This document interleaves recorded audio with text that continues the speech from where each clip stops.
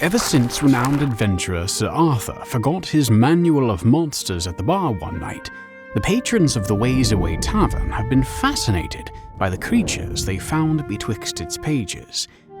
While most of the tavern regulars have never even ventured out of town, that hasn't stopped them from cracking open the book to argue, speculate, and trying to determine if each monster is a fight or flight.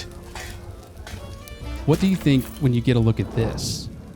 Gargoyles. These malevolent creatures of elemental earth resemble grotesque, fiendish statues. A gargoyle lurks among masonry and ruins, delighting in the terror it creates when it breaks from its suspended pose. Arthur, at least in his travels, did not document what their goals seem to be. It does say it delights in the terror it creates, so maybe that's like one of its main motivations is just scaring people. You know, kind of a carnival clown that just wants to jump out and scare the people around it. The prankster of the underworld. Now, I feel like for every gargoyle that exists, there has to be like a statue or two next to it to like really give you that surprise. I think the placement really matters. So you're only encountering a gargoyle in a real statue-heavy environment. Your temples, your churches, and such. Yeah, I feel like a gargoyle in like the middle of the woods, like people are just going to walk by and point and laugh at it. And it's going to just kind of sit there and like see all the people it could have terrorized. Maybe it's a process, like it learns through its life. Has anybody ever seen like a young gargoyle, you know, maybe one that was just hiding in the woods and didn't really know what it was doing? Maybe we have and we didn't know. You thought it was the weird kid from your neighborhood, and it's just like, no, that was a gargoyle. If we're going on just a physicality perspective here, this is not something to mess with. If you were to fight one of these and they were made of stone, what would even be the weapon of choice? Pickaxe. Bring out the pickaxe? Yeah, you think absolutely. the pickaxe? Yeah. Pickaxe, hammer, chisel. Either way, you're going to need forearms, like tree trunks, to get through that stone, right? If you were to inflict a wound, does it bleed, or is it just a permanent scar for them? Like, what makes them stop moving? I'm thinking you have to literally break stone off. They get chiseled down until there's nothing left. The trade-off of being so sturdy and durable is that once it's gone, it's gone. Yeah, they're not going to be able to pick up their arm if you knock it off and like attach it back.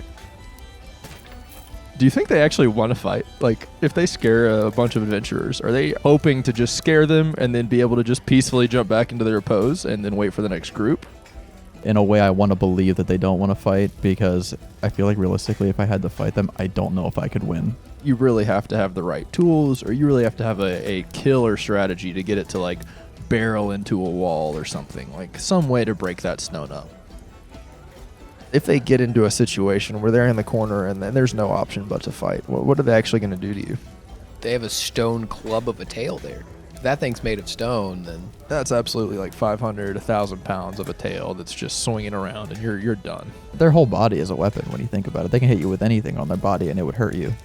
You're going to end up smushed. Like, paste is the final form of anyone who quarrels with a gargoyle. Do you think adventurers ever label spots that have gargoyles?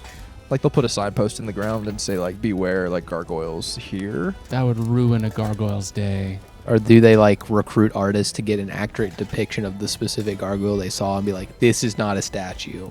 Feels like the gargoyles do rely on anonymity, but as soon as people know who you are, you're done. If I encounter a gargoyle like this, I think for me it's going to be a flight. I just don't think that with what I know how to do, I've got the tools to dismantle this or keep it from scaring me, potentially ending my life. For me, like, at this point, I'm going to see my fiendish cousin, and I'm going to be like, you know what?